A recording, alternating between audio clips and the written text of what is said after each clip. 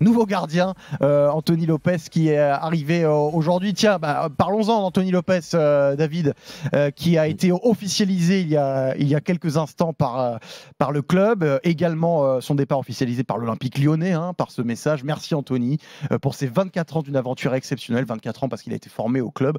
Anthony Lopez, je vous rappelle qu'il a 34 ans, 489 matchs avec Lyon quand même. C'est le 5e joueur le plus capé de l'histoire du club, donc qui a mis fin à cette première partie de saison qui a été un enfer pour lui dans le loft lyonnais, passé derrière Lucas Perry. L'arrivée d'Anthony Lopez, David, avec un Alban Lafont qui était un peu en difficulté ces derniers temps, qui avait été poussé sur le banc. C'était imaginable déjà? Oui, parce que, enfin, imaginable. Oui, l'été dernier, déjà, il y avait eu des contacts. Le nom était sorti. Ouais, le nom était sorti. Bon, ça s'était pas fait parce que financièrement, c'est un certain prix. Je crois que le salaire de Lopez est quand même très très élevé. Et puis il y avait surtout encore l'été dernier, il y avait Alban Lafont. Donc mettre Lopez dans les pattes d'Alban Lafont l'été dernier, c'était un peu compliqué. Là, la première partie de saison d'Alban Lafont, elle a été assez compliquée quand même. Ouais. Donc il a même perdu sa place, tu l'as dit Georges, Patrick Karlgren, donc gardien scandinave, lui a pris la place sur les 2 ou 3 derniers matchs.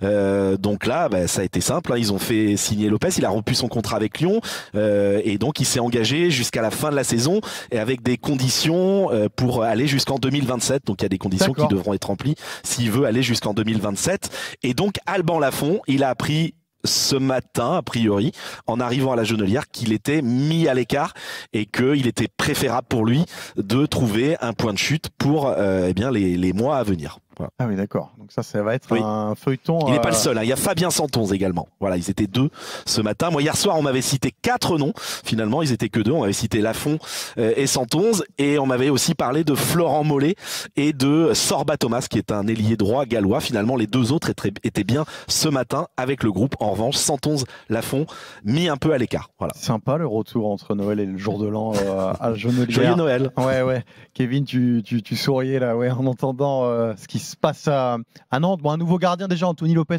qui arrive, qui met sur le côté effectivement Alban Lafont. C'est une bonne nouvelle pour Nantes d'avoir un gardien de cette expérience-là qui a été... C'est une bonne idée en tout cas. Ouais. On verra si c'est une bonne nouvelle, mais c'est une bonne idée, c'est certain. Voilà, c'est un joueur qui a de l'expérience, qui a du caractère. Je pense que cette équipe a manqué un peu de caractère. Forcément, quand tu joues cette place-là, c'est qu'il y a forcément un manque de leadership. Maintenant, moi, le gardien Anthony Lopez, ça n'a jamais fait partie, pour être honnête, de mes gardiens préférés en Ligue 1, même si je respecte énormément sa carrière et ce qu'il a fait avec l'Olympique Lyonnais. Mais par contre, c'est vrai que ça peut être rassurant pour un entraîneur d'avoir un gardien comme lui, surtout quand tu es un entraîneur comme Antoine Camboiré, qui est quelqu'un de caractère. Alban Lafont, je le connais pas, mais il m'a pas l'air d'être avec un charisme monstrueux, malgré que ce soit en tout cas que ce fut le capitaine du FC Nantes. Par contre, ça, il va l'avoir, la case leadership, la case arrêt sur sa ligne, c'est un bon gardien, il n'y a pas de problème. Les sorties, c'est un peu plus compliqué, mais bon, disons que ça se tente. Quand tu es en difficulté et que tu joues le maintien, ça se tente. Et puis Anthony Lopez, il va avoir de toute façon du plaisir à retrouver un but de Ligue 1. Même si moi, personnellement, au vu de sa carrière, je l'aurais plutôt vu à l'étranger pour le coup. Aller un peu voir ailleurs, je sais pas moi, au soleil ou j'en sais rien, aller en Grèce, aller en Turquie, aller même, je sais pas, en Espagne. Il peut y aller encore plus tard. Mais je veux dire, c'est un peu surprenant, je trouve, de repartir en Ligue 1, surtout pour aller se taper pour le maintien. Mais écoute, ça montre qu'il a encore faim en tout cas. Ce qui est bien, c'est qu'il a pu venir avec son entraîneur des gardiens en plus dans ses valises. Damien, ça te provoque quoi l'arrivée d'Anthony Lopez? C'est un personnage de notre Ligue 1 quand même, de ces dernières années là, qui va retrouver le feu des projecteurs avec de la personnalité. On se dit qu'il va prendre de la place assez rapidement quand même. Oui, il va prendre de la place, c'est sûr. Après, il a aussi un facteur revanche pour lui, parce qu'il a vécu quand même 6 mois difficiles à Lyon, où il a été pas du tout utilisé, donc il a envie de jouer. Après, moi, je le voyais pas comme Kevin à l'étranger, je le voyais rester en France. Il est très attaché au championnat, il en a beaucoup parlé. Bien sûr, il aimait beaucoup Lyon, mais au-delà de ça, à Nantes, il va apporter ce manque de caractère, parce que c'est vrai que cette équipe, elle semble sans réaction et sans leader à l'intérieur pour pouvoir être capable de mettre à un moment donné un coup de pied. Donc, Bien sûr que après c'est ses prestations qui vont parler pour lui. S'il n'est pas bon, on parlait de légitimité l'autre soir pour pouvoir parler. S'il n'est pas bon, il va pas falloir qu'il l'ouvre trop non plus. Donc voilà, ce qu'il va falloir d'abord faire, c'est être bon sur le terrain et ensuite essayer de tirer le groupe vers le haut. Tiens, on a Patrick, supporter nantais, qui a composé le 32-16 pour être avec nous. Salut Patrick. Bonsoir à tous. Bon, tu entends tout ce qu'on dit, les infos de David Filippo également sur ce qui se passe dans le vestiaire.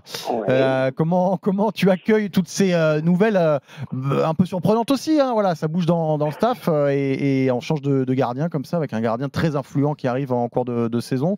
Tu observes ça comment ? Alors moi déjà l'arrivée de Lopez, je la prends comme un cadeau de Noël, hein, parce que Lafont est en grande difficulté depuis plus d'1 an et demi. Alors c'est pas que c'est un mauvais gardien, mais bon, il a un manque de confiance évident, il fait des tas de fautes, des ballons relancés dans les pieds des attaquants alors qu'il peut les mettre sur le côté. Enfin, il y a une multitude d'erreurs. Kalgreen, on l'a vu 2-3 matchs, c'était pas mal. Encore qu'il se trouve contre Rennes à la dernière minute sans qu'il y ait d'incidence puisque le but avait été refusé. Bon, c'était probablement mon gardien, mais on peut dire ce qu'on veut. Lopez, ça reste quand même une valeur sûre. Donc déjà, ça, j'en suis particulièrement content. Après, le changement de staff, moi, ce qui me gêne un peu dans le changement de staff, alors moi, pour tout vous dire, j'étais un pro pour le départ de Comboiré. Moi, j'espérais qu'il allait partir. J'ai suivi le feuilleton à la trace en espérant que ça se terminerait pour lui et qu'on irait voir quelque chose d'autre. Bon, ça s'est pas fait. Mais de voir qu'on est en train de changer le staff, à bonne une mauvaise chose, je suis comme vous, on n'en sait rien, on verra ce que ça donnera. Mais ça laisse croire que Comboiré était mal entouré. Donc si je comprends bien, si on change l'entraîneur des gardiens, son adjoint, Cantari, je crois, qui va arriver. C'est ça, ouais. Voilà, Cantari qui va arriver de Valenciennes, je crois. Donc ça laisserait croire que la tête était très bien, mais que ce qu'il y avait en dessous de lui ne l'était pas. Donc je suis un petit peu mitigé par rapport à ça. Maintenant, il vaut mieux essayer de faire quelque chose et puis pour changer que de ne rien faire et attendre. Donc je suis comme tout le monde, je demande à voir et c'est le temps qui va. Alors c'est peut-être une très très bonne chose. Maintenant il faut quelques joueurs aussi, indépendamment de ça, du staff et oui, il faut quand même quelques joueurs. Hein. À Nantes, ça fait des années qu'on n'a pas d'arrière droit. On n'a pas un vrai arrière droit depuis des années. J'ai encore du mal à comprendre que la cellule de recrutement, s'il en existe une à Nantes, et le patron, les patrons, les Kita, ne voient pas qu'ils n'ont pas d'arrière droit de niveau et pas d'arrière gauche non plus de très haut niveau. Et quand on est un club qui a un minimum d'ambition, c'est deux postes qui sont hyper importants dans le football d'aujourd'hui. Comment il est possible que... Et là, le mercato, on parle de 111 et de Lafont qui sont écartés, mais quid de Coco, quid de Duverne, quid de Mollet, quid de ces joueurs qui n'apportent plus rien sur le terrain.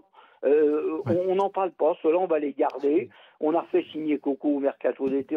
Donc ce qui est fait est bien, mais on est encore loin de ce qu'il y a encore à faire derrière. Alors, et la liste des courses, elle est longue pour Patrick et la liste des départs. David, t'as écouté Patrick. On sait d'ailleurs que ça pourrait beaucoup bouger sur le mercato, sur les renforts. Est-ce qu'il y a les moyens de le faire déjà aussi ? Alors le truc, c'est qu'on a déjà annoncé des mercatos chauds à Nantes et il se passait pas grand-chose. Là, j'ai quand même le sentiment que la direction, qui a une peur bleue de la relégation, avec en plus le problème des droits télé. Hein. Vous savez que Valdemar Kita a remis à la poche 35, il a remis au pot de sa poche, 35 millions au moins. Oui, il va y avoir a priori beaucoup de changements. Il y a des joueurs qui pour l'instant n'ont pas été écartés, mais qui pourraient l'être s'il y a des arrivées. Alors, on a cité des noms, on a cité le nom de Mollet. Il y a Gébamin qui pourrait également repartir, qui est arrivé cet été. C'est un flop. Il y a d'autres joueurs. Il y a Ganego qui est très clairement sur le départ. Il y a Mohamed, la porte est ouverte. Hein. S'il y a une opportunité, ils le lâcheront. Donc le FC Nantes pourrait chercher au moins un défenseur central, au moins un milieu de terrain. L'équipe a sorti le nom de Matazzo, c'est vrai. Pour l'instant, Matazzo donc de Monaco. Le FC Nantes veut plutôt un prêt. Le Monaco veut un transfert. Donc pour l'instant, c'est un petit peu compliqué les négos. Et puis sans doute des joueurs offensifs, un ailier droit et peut-être un avant-centre, surtout si Mostafa Mohamed, l'Égyptien, s'en va. Il faut que ça bouge dans l'effectif là, Damien, parce que c'est chaud pour le maintien, tu le sens toi, pour Nantes ? C'est chaud pour le maintien. Après, la chance qu'ils ont, c'est que derrière, il y a peut-être plus mauvais en termes d'effectifs et en termes de prestations sur les terrains, mais Oui, je pense qu'il leur faut. Mostafa Mohamed, j'aimerais que ce soit plus sur la confiance, là-dessus qu'il faudrait que ça revienne pour lui. Après, des joueurs de couloir, ça leur manque à droite, ça c'est une certitude. Et au milieu de terrain, pour moi, il manque quelqu'un. Il manque un vrai boss, un mec qui contrôle vraiment ce milieu de terrain. Et donc oui, il leur faut des joueurs. Merci Patrick de nous avoir appelé. Le prochain match pour Nantes, c'est à Lille et contre Monaco. Hein. C'est quoi Antoine Kombouaré, s'il perd ces 2 matchs, Patrick, tu penses qu'il va rester Moi, très sincèrement, déjà, je pense qu'on aura beaucoup de mal à gagner ces 2 matchs, quels que soient les renforts qu'on aura. D'abord, il n'y en aura peut-être pas des masses d'ici la fin de la semaine, à part Lopez, à mon avis, il n'y aura personne. Je pense qu'on aura du mal. Ces 2 équipes, je crois, que depuis 2013 qu'on est remonté en Ligue 1, on a dû les battre, les 2, une fois Lille à Lille et une fois Monaco, il y a 5 ans à peu près, on avait gagné 1-0 à la dernière minute, un but de Lima. Je pense que Kombouaré pourrait être encore en danger parce que, il va avoir un effectif qui devrait être meilleur, mais si les résultats ne suivent pas, il devrait être en danger. Maintenant, c'est l'avenir qui nous dira, les résultats vont parler pour lui ou ne pas parler pour lui. Merci Patrick. Il y a Lille, Monaco et Saint-Etienne. Et Saint-Etienne derrière. Et Saint-Etienne dans le chaudron. Et après Saint-Etienne, il y a la réception de Lyon aussi. Oui, c'est ça. Ouais. non mais c'est vrai. Pour Antoine Kombouaré, ça ne veut pas forcément dire peut-être rapidement, David, qu'il est maintenu pour très longtemps non plus, même s'il y a un nouveau staff. Tu te rends compte quand même que 14 points en Ligue 1, ça fait quand même peu. Hein. C'est très très peu. Une victoire sur les 12 derniers matchs. C'est quand même famélique quand même pour Antoine Kombouaré et pour le FC Nantes. Donc en effet, il faut très très vite engranger des points.